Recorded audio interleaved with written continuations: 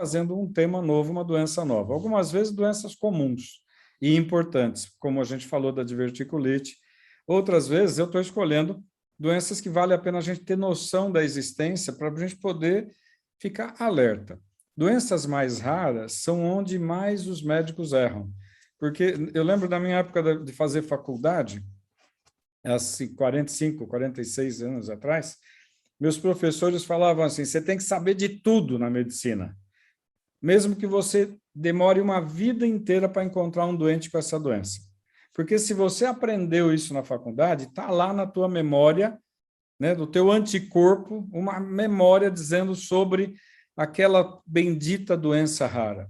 Se daqui 30 anos se cruzar com alguém, você vai falar, opa, pode ser aquela doença rara. E hoje as faculdades de medicina, por isso que eu desisti de dar aula, e olha que eu fui da Escola Federal, da Federal em São Paulo, a Escola Paulista de Medicina, fui professor responsável na Universidade Federal do ABC, que é aqui da região do ABC, e professor titular na Universidade de São Francisco.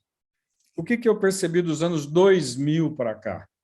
Que as faculdades de medicina que eu fiz, o curso de medicina que eu aprendi, era muita informação, muita informação. E os professores falavam, você tem que saber tudo, mesmo que você nunca mais vá ver.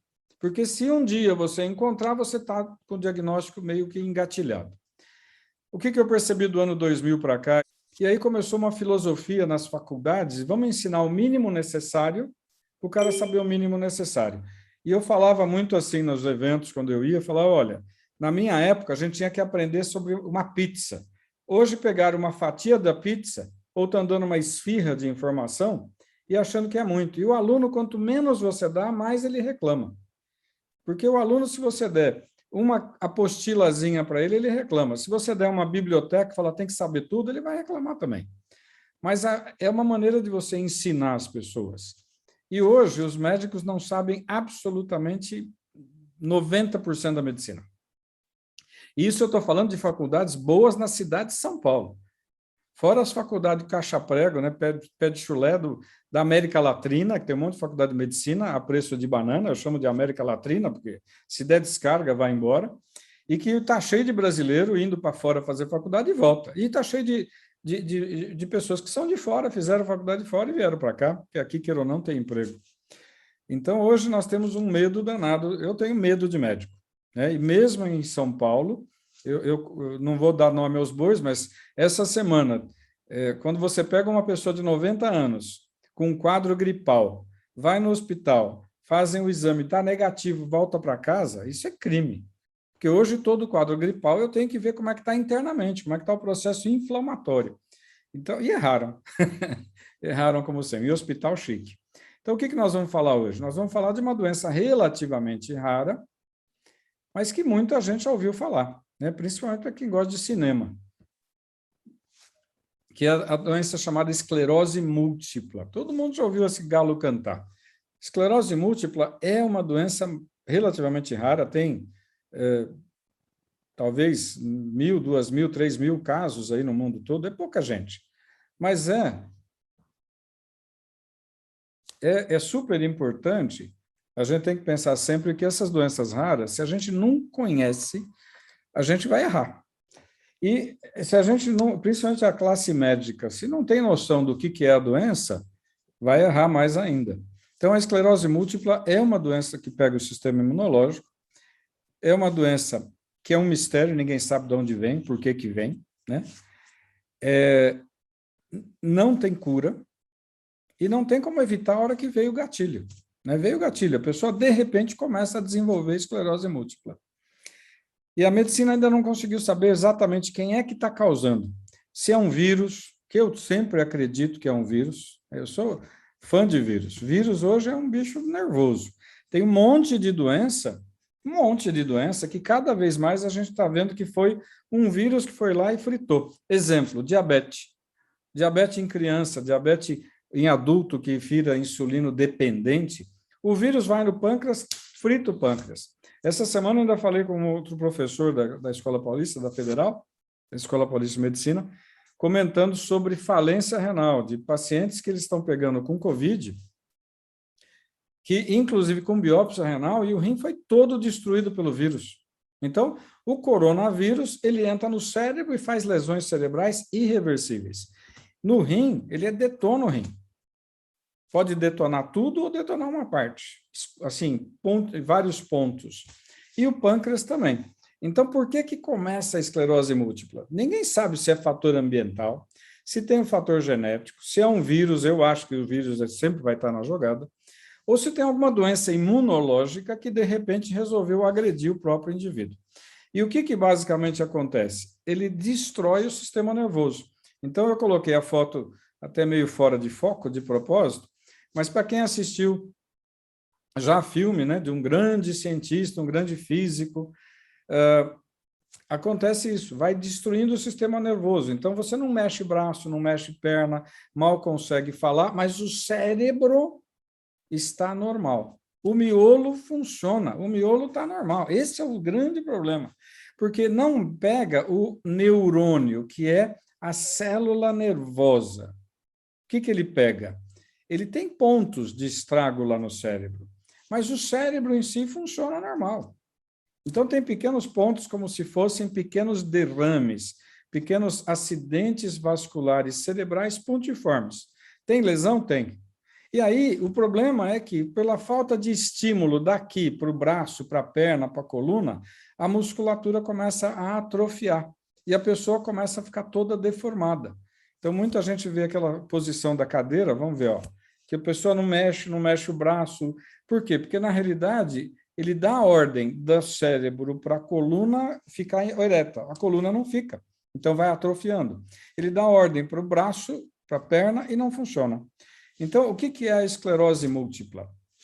Nessa imagem do lado direito aqui, o que a gente tem? A gente tem um neurônio, que parece uma ameba, parece uma ostra sem a casca. Todo mundo já tirou a ostra da casca, é um negócio feio pra caramba, né? Imagina com a gente chama de dendrito, parece uns raminhos, parece uma árvorezinha com os raminhos, outra árvorezinha com os raminhos.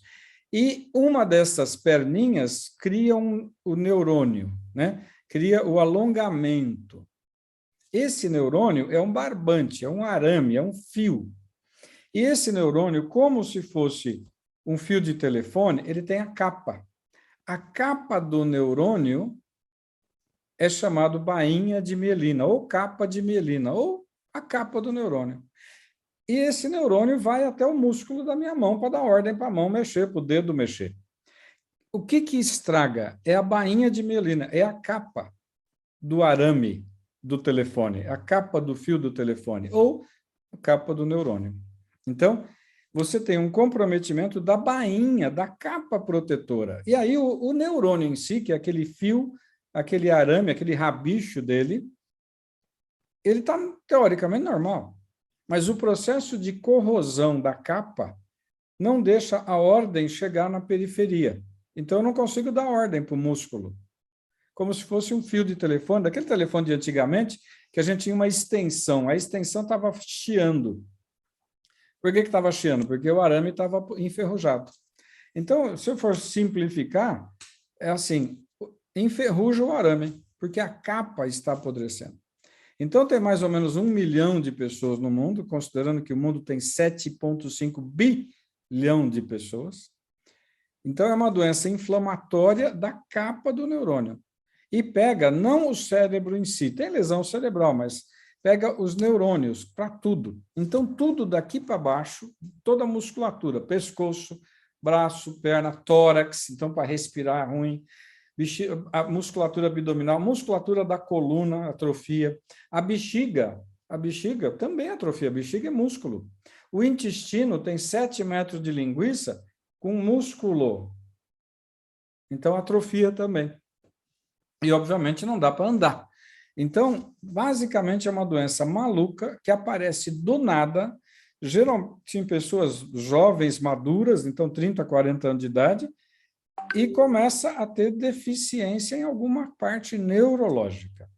Começa em todo o corpo? Não, começa em alguma parte. Então, o que acontece? Você tem a célula nervosa, o neurônio, e tem o rabicho dele, o axônio, que é o araminho, que vai até o músculo do pé. Para eu mexer o pé, tem um nervo saindo daqui e indo até lá embaixo. E é essa região que destrói. Você fala, mas o neurônio está bom? Tá. Teoricamente, ele está bom. Então, o que a gente tem de lesão? Tem lesão no cérebro? Tem lesão no cérebro. Principalmente a nível de coordenação, desequilíbrio, tontura, vertigem. Então, todo mundo que tem isso, eu tenho que pesquisar doenças neurológicas, lógico, inclusive a esclerose. Tem problema de audição? Tem, porque o ouvido tem um fio, um arame que vai para o cérebro para fazer. Visão, mesma coisa, que vai para a região occipital. Então, dependendo do neurônio, do nervo que está sofrendo a iniciação da destruição daquela capa, você vai ter lesão, queixas naquele ponto. Então, sintoma de desequilíbrio, vertigem, falta de coordenação. Então, por exemplo, no COVID, todo mundo que teve COVID vai ter lesão neurológica? Vai. Mas pode ser tão pouquinha que eu não estou percebendo hoje. Mas a tendência dos grandes médicos que eu conheço e que eu gosto, falam a mesma coisa que eu falo. Eles estão vendo que daqui 5 anos, 10 anos, 15 anos, 20 anos, vai aparecer muita gente com um quadro meio de esclerose múltipla. Como está aparecendo de fibromialgia. A fibromialgia, por exemplo, a fibromialgia não dá lesão neurológica, ela dá uma lesão na musculatura e nos ligamentos e tendões. Então, as dobradiças doem, mas é porque o ligamento e tendão dói na fibromialgia. O corpo dói inteiro. Então, é músculo, ligamento e tendão. O que é ligamento e tendão? É aquela parte no final do músculo que gruda no osso. Então, eu sempre dou o exemplo da rede, a rede de deitar. Eu pego 2 coqueiros, 2 árvores, ou na minha casa, eu boto um gancho na parede, onde eu boto aquela alça da rede, é a parte grossa. Aquilo é o ligamento, é o tendão. O ligamento vai no osso e o tendão vai ali na alça. Então, todo músculo, que é a rede, tem ligamentos e tendões. A fibromialgia inflama essa parte, não inflama o nervo. O COVID inflama músculo, nervo, ligamento, tendão e nervo. Então, eu estou vendo que essa esclerose múltipla, que ninguém sabe a causa, vai ter uma epidemia no futuro, nos próximos anos. Uma epidemia, por quê? Porque a lesão do COVID é muito agressiva. Então, você começa a ter problema cerebral, tontura, desequilíbrio, perda da visão, redução da audição, e aí a parte muscular. Aí entra a parte muscular. Então, como eu estou tendo o nervo não está funcionando direito, eu começo a perder força, começo a ter atrofia daquela musculatura e começa a ter a alteração de sensibilidade, que nem quando a gente dorme em cima do braço, que o braço fica formigando, dormente. Então, eu tenho dormência daquela região muscular, formigamento daquela região muscular, atrofia daquele grupo de músculos e paralisia. Aí falta de coordenação, não consegue segurar a caneta, não consegue movimentar o braço. Então, quando você pega a musculatura aqui da boca, que eu tenho que ter a articulação temporomandibular para mastigar, atrofia, a pessoa não mastiga direito. Aí começa a pegar ombro, então o ombro cai. Não tem mais um ombro que você segura, você cai. Os braços, então vai ter dor muscular, dormência muscular, tudo pelo mesmo procedimento. O procedimento é um só. Simplesmente é perda da bainha de mielina, ou seja, da capa do nervo. E aqui nessas linhas em azul, vocês estão vendo os nervos que saem da coluna vertebral. Todo nervo sai da coluna vertebral, que está ligado a um neurônio. Então, se eu quiser mexer o dedinho, eu tenho aqui um monte de neurônio na cabeça que desce pela coluna, vem pelo braço, vem até o músculo do dedinho. Senão, não mexe. Quais são os tipos? São 4 tipos, basicamente, de esclerose múltipla. A mais frequente é aquela que chama recorrente remissiva. Ela dá surtos e melhora. Então, a pessoa tem surtos, crises, que começa a ter todos esses defeitos, tontura, zumbido, perda de visão, perda de audição, dificuldade para mastigar, dificuldade para andar, ou seja, e aí, de repente, melhora. Então, a esclerose múltipla, ela remite, ela diminui, ela recorre uma época, depois é sazonal, né? Tem época que aparece, essa é a maioria dos casos. Esses casos costumam recuperar, Só que tem muita gente que tem um quadro leve desse e não feito o diagnóstico. Ninguém faz diagnóstico. O cara teve umas queixas lá, foi em mão de médico, ninguém resolveu, de repente melhorou. E fica por isso mesmo. Aí tem a progressiva, que corresponde a 15%, 20% até, mas olha lá, esses números variam dependendo de cada país, porque muita gente morre sem ter diagnóstico. Então, a progressiva já é um pouco mais de idade avançada, depois dos 50, e ela vem progressivamente, ela não faz surto, ela simplesmente vai e começa e não para de piorar. A secundariamente progressiva é basicamente a mesma coisa, progressiva. E tem uma progressiva com surto, quer dizer, ela está assim, de repente ela dá um soquinho. Na prática, a única coisa que a gente tem que fazer diagnóstico é da remissiva, daquela que tem e depois melhora, tem e depois melhora. Por quê? Porque tem muito erro de diagnóstico. O pessoal não pensa em esclerose múltipla, e aí não faz o diagnóstico. Então, quais são os sintomas? Primeiro, se as lesões forem mais cerebral, na região do cérebro, você pega os nervos da cabeça, pegou nervos dessa região, eu vou ter problema de visão, visão turva, visão dupla, mas de uma maneira crônica. Agora, assim, vai ficando, vai aparecendo, vai ficando. É diferente de alguém que teve um derrame, né? Um acidente vascular cerebral ou hemorrágico, ou um traumatismo, que tem visão dupla. Ou encheu a cara, tem visão dupla. E é um negócio agudo que tem que dar o diagnóstico. Encheu a cara ou está tendo um derrame? Mas o indivíduo que começa a ter visão estranhamente dupla e progressivamente, ou turva, né? Ou começa a perder a percepção de cor, de repente ele não vê as cores, ele via, né? E isso pega mais a região dos nervos da cabeça, ou quando começa a pegar pescoço, aí você começa a ter falta de força e de sensibilidade em ombro, braço, né? Principalmente nas mãos, aqueles movimentos finos, coisa que no Covid está acontecendo muito. Então, muita gente que teve Covid e que não teve problema na fase infecciosa, agora começa a perceber que toda hora derruba a caneta, eu vou pegar o celular e escorrega, coisas de movimentos finos. Então, por que eu estou falando do Covid o tempo todo? Porque é o Covid que vai nos dar muitas doenças nos próximos anos. Vai ter uma epidemia de doença nos próximos anos por sequelas do Covid que não apareceram na fase aguda, mas que estão aparecendo na fase tardia. Tardia pode ser 1 mês, 1 ano, 10 anos depois.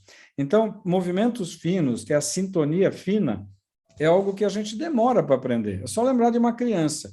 Uma criança começa a andar, mas ela tropeça com facilidade, ela vai comer, mas ela derruba o garfo, a colher com facilidade, ela vai trazer comida para a boca, ela erra a boca. O que é isso? É o aprendizado dos movimentos finos da musculatura. Essa movimentação fina demora para a gente poder aprender. Demora anos, 1, 2, 3 anos, para a criança estar com uma movimentação boa. E isso acontece no Covid e isso acontece na esclerose múltipla. O desequilíbrio, alteração de memória, fadiga. Então, sintomas porque está pegando mais nervos cranianos ou no início da coluna cervical.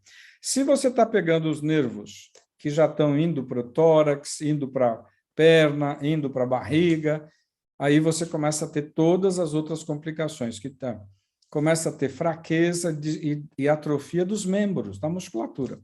A bexiga é um músculo, então começa a não urinar, começa a ter infecção de urina de repetição. Infecção de urina de repetição está em explosão no mundo inteiro.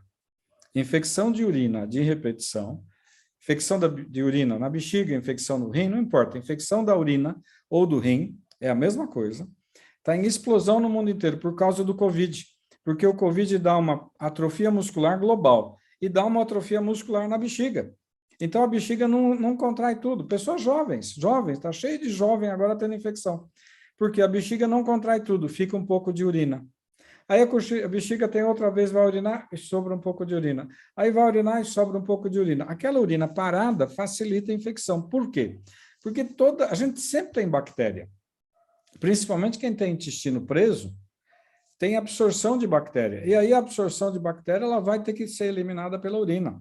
Aí você elimina a bactéria pela urina normalmente, mas você está urinando e jogando ela para fora, tomando bastante água e tal.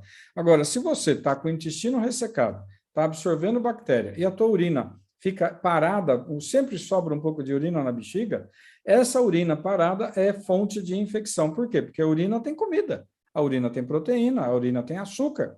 Caiu uma bactéria ali e você deixou um resíduo urinário, vai dar infecção. Está tendo uma epidemia mundial de infecção de urina, infecção renal, por sequela da bexiga frouxa, hipotônica do Covid. Inclusive em gente que não teve Covid, mas teve contato com Covid. Então, perturbações da bexiga, esclerose múltipla, espasticidade, porque como não tem uma ordem muscular neurológica adequada, a musculatura fica atrofiada, né? Ela vai ficando contraída. Então, fica tensa, porque a ordem daqui não chega direito, a musculatura fica tensa e a pessoa vai ficando rígida e dura. Então, rigidez muscular. Por quê? Porque a ordem vem da cabeça, mas a ordem não é obedecida adequadamente. E aí você começa a ter dormência, dor, coceira, dificuldade de locomoção, quer dizer, vem um balde de coisas por causa das lesões. O diagnóstico é clínico, essa é a chave. Que nem do Covid, o diagnóstico é clínico. Nem hoje, eu pedi para fazer os exames, foi no hospital chique e não fizeram os exames. Fizeram só o cotonete e volta daqui 5 dias para ver o resultado. Em 5 dias vai explodir. Então, amanhã, eu falo, vai no laboratório fora do hospital e colhe tudo que eu pedi. Então, eu preciso de exame clínico, eu preciso que o médico saiba o que é esclerose múltipla. Eu preciso que os médicos hoje saibam que esclerose múltipla, que não tinha causa etiológica, agora vai ter. Porque eu vou ter um monte de gente com esclerose múltipla, entre aspas, um quadro clínico de esclerose múltipla causado pelo corona. Eu vou ter um monte de quadro de labirintite causado pelo corona. Eu vou ter um monte de Alzheimer causado pelo corona. Eu vou ter um monte de insuficiência renal causado pelo corona. Eu vou ter um monte de diabetes causada pelo corona. Tudo isso já está tendo. E na esclerose, que até hoje ninguém sabia a causa, pode escrever que nós vamos ter um monte de casos. Aí, a clínica é soberana, é o médico que tem que fazer o diagnóstico. E aí, esse médico, ele pode falar, bom, eu preciso dar uma avaliação neurológica mais fina. Então, aí eu tenho que ir para uma ressonância, tomografia não resolve. Uma ressonância magnética para ver cérebro e os nervos. Eu consigo definir como é que está essa imagem. E o líquor, por quê? Porque como o problema é da bainha de mielina, e esses nervos todos descem pela coluna vertebral, eu tenho líquor. O líquor é o líquido céfalo-raquidiano que banha esses arames que a gente chama de neurônio. Então, eu colhendo o líquor, eu vou ver um processo inflamatório brutal ali no líquor. Então, o diagnóstico, tem algum exame de sangue? Não. Tem algum teste sorológico? Não.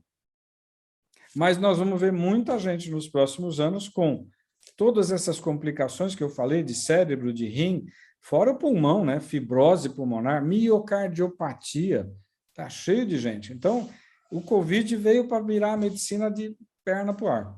Os médicos, a grande maioria, não estão percebendo e não estão se dando conta, e estão comendo bola, estão errando como, né, doidos, porque eles estão falando, não, vai para casa, daqui 5 dias vê o exame. Cara, que criminoso que é um indivíduo desse.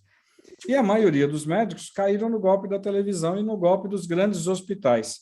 Fica em casa e espera vir para a UTI, porque a UTI é um lucro danado. Uma conta de UTI é 200, 300 mil para você ficar 20 dias. Enquanto que se eu trato uma pessoa em casa, em 10, 15 dias ela está boa, ela gastou 1 ou 2 consultas médicas e usa os remedinhos só. Agora, como é que nós vamos fazer com essa epidemia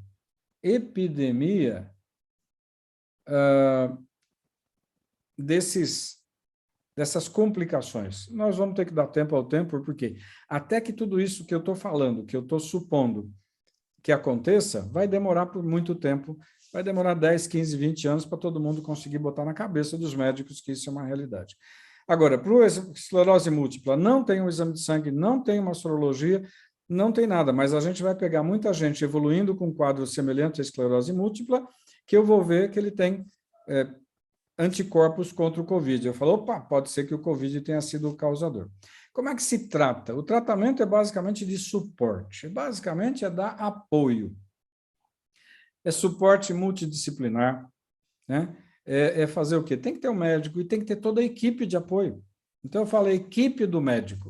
Então, o médico aí tem que ser uma clínica grande, um serviço bom, que tenha fono, porque ele tem dificuldade para falar, que tenha fisioterapia, que tenha terapia ocupacional para ele poder relaxar, psicólogo para ele aguentar o tranco. Por quê? Porque o quadro psíquico dele é brutal, né? O cara sabe que vai morrer, demorar para morrer, vai sofrer muito e a cabeça está boa. A cabeça está boa. Então, precisa ter um suporte psicológico brutal, e aí tem grupo, terapia de grupo, tem orientação de familiar, porque a família sofre junto. Toda a equipe de apoio tem que estar sempre tendo um apoio psicológico, porque é muito degradante, é muito desagradável, muito sofrido. E o farmacológico, na realidade, não tem nenhum remédio que funcione, né? Então, estão testando. Relaxante muscular é para tentar diminuir a contração, é só para isso. Diminuir a contração, acabou. Agora, o resto é tentativa, é quimioterapia, imunomodulador, imunossupressor, porque são remédios caros e, obviamente, a indústria farmacêutica quer que você use remédio caro. Ninguém quer um remédio baratinho, né? E aí a tentativa, como no Covid, estão tentando imunossupressor, imunomodulador, quimio, estão tentando tudo no Covid. Agora, os remédios baratinhos, os baratinhos ninguém quer falar bem, né? Os baratinhos o pessoal adora falar mal. Mas baratinho foi o que resolveu para a maioria das pessoas que eu tratei e para mim, inclusive. Tem uma das coisas que ninguém sabe se é verdade ou não, mas tem uns médicos, neurologistas, que gostam da vitamina D em dose cavalar. Eu não uso, tá? Eu não uso. Mas o que eu sempre falo? A vitamina D é importante para tudo, mas não é para tomar dose cavalar. E eu vejo muito médico dando dose cavalar de vitamina D. Quem fabrica a vitamina D de dado é o rim. Se eu der uma dose cavalar, eu vou aumentar a calcificação, eu vou aumentar a aterosclerose, eu vou aumentar a calcificação no rim, eu vou aumentar um monte de coisa. Então, não adianta dar dose cavalar. Eu tenho que dar a dose normal, talvez um pouco maior. Então, eu não sou muito a favor disso, não. E lembrando que existe uma hipótese desde o começo para muitas doenças. Tem muitas doenças que a medicina ainda coloca como o fator alimentação, como um fator que ninguém conseguiu dizer que não é, mas nem que é. Então, muito carboidrato, muito açúcar. Açúcar é carboidrato, carboidrato é açúcar. Então, muita bugiganga está sendo relacionado com Alzheimer, que é a lesão cerebral que ninguém sabe de onde vem. Está sendo relacionado com esclerose. Então, todas as doenças neurológicas que a gente não sabe bem de onde vem, está muito relacionado com dietas irregulares. Por isso que eu gosto muito de falar da dieta da Adão e Eva, e por isso que eu sempre falo do saúde blindada. Então, para mim, é sempre importante lembrar, assim, quando eu falo de prevenção, eu tenho que usar aquilo que é óbvio, simples e menos perigoso, né? Então, fazer uma dieta mais adequada não é pecado. Agora, esclerose múltipla, escrevam que nós vamos ver muita gente com esclerose múltipla, como a gente está vendo muita gente com infecção da via urinária por causa do Covid, como a gente está vendo muita gente com quadro renal, diabetes, quadro pulmonar, miocardite em jovem, tudo por causa do Covid. Será que não vai ser a mesma coisa que a esclerose múltipla? Eu assino embaixo, eu acredito, tenho certeza que vai ter explosão de casos. Então, hoje o papo era mais tranquilo, que é uma doença específica, mas eu estou já relacionando com as coisas do Covid. O Covid ainda está muito às cegas e você vê que todo dia alguém faz uma besteira gigantesca. Você imaginou quando você pegaria alguém do quinto mundo, como nós somos? Quinto mundo, o Brasil é quinto mundo. Foi terceiro até 1999. De 2000 para cá, a gente piorou. Educação piorou, tudo piorou. Mas quando a gente teria um médico do quinto mundo, como eu, falando da idiotice que Israel, Inglaterra, França, Espanha, Itália e Estados Unidos estão fazendo, que foi só porque vacinou a maioria do povo, avacalhar e falar, não precisa usar máscara. Em julho, eles começaram, com final de junho, isso. Em 15 dias de julho, explodiu a pandemia nos Estados Unidos, na Inglaterra, em Israel. Austrália, então está todo mundo hoje querendo fazer lockdown de novo. Só não estão fazendo porque está no período de férias do primeiro mundo, porque férias do primeiro mundo é julho, agosto, setembro. Então aí tem um lado econômico danado. Mas foi uma besteira gigantesca, resultado, está espalhando. No Brasil, não, a gente sabe que as besteiras são diárias, então, com certeza, A gente é um país de diarreia, né? Diarreia mental, todo dia tem alguém soltando uma... Todo dia.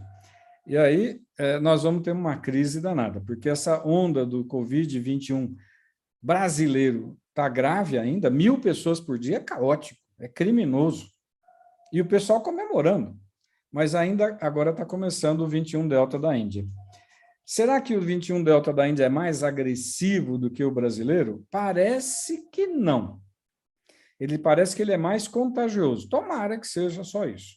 Mas os casos vão explodir. As escolas reabrindo, vai explodir. Eu já atendi um monte de professora que voltou para a aula presencial e em alguns dias já ficou doente. Então, criança é ótimo para carregar vírus. Criança, animalzinho, tudo, porque eles não têm regra, né? Não tem muito a higiene que a gente quer. Beleza? Então, o tema basicamente foi esclerose múltipla. Vocês sabem que é difícil o diagnóstico, mas o médico que não pensa não faz diagnóstico. O médico que não teve uma boa formação nunca vai fazer o diagnóstico. Nunca vai fazer.